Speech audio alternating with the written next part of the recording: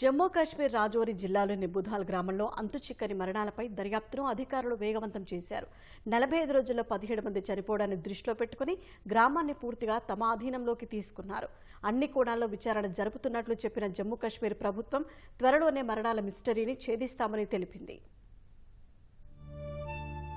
జమ్మూ కాశ్మీర్ రాజౌరి జిల్లాలో అంతుచిక్కని మరణాలు కలకలం రేపుతున్నాయి.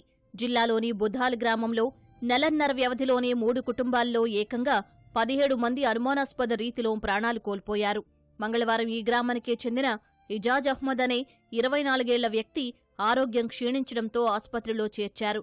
బుధాల్ గ్రామంలో మరణాలకు బ్యాక్టీరియా లేదా వైరస్ కారక వ్యాధులు కారణం కాదని ప్రాథమికంగా తేలినట్లు అధికారులు వెల్లడించారు. ఫలితంగా అక్కడి పరిస్థితిని నిశితంగా పరిశీలిస్తున్నామని చెప్పిన ప్రభుత్వం దర్యాప్తు కోసం 11 మందితో ప్రత్యేక బృందాన్ని ఏర్పాటు చేసినట్లు ప్రకటించారు.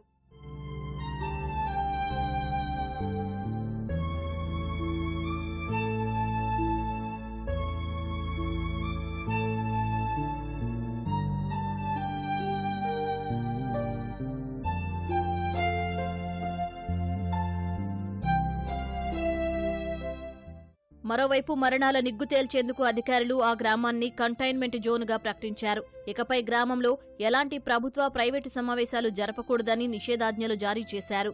గ్రామాన్ని 3 కంటైన్మెంట్ జోన్లుగా విభజించారు.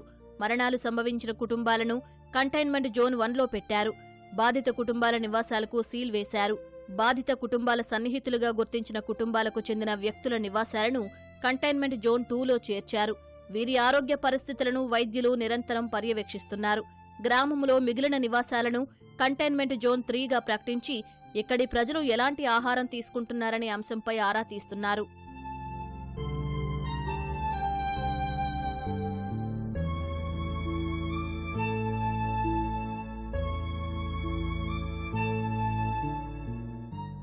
బాధిత కుటుంబాలు వారి సన్నిహితులు అధికారులు అందించే ఆహారాన్ని మాత్రమే తీసుకోవాలని, వారి ఇళ్లల్లో ఉన్న ఇతర పదార్థాలను వినియోగించకూడదని హెచ్చరికలు జారీ చేశారు.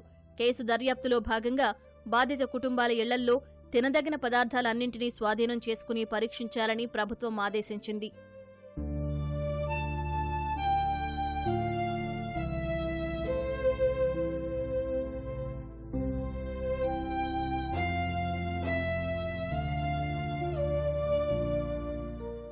జమ్మూ కాశ్మీర్ సీఎం ఒమర్ అబ్దుల్లా మంగళవారం బాధిత కుటుంబాలను కలిసి సానుభూతి తెలిపారు.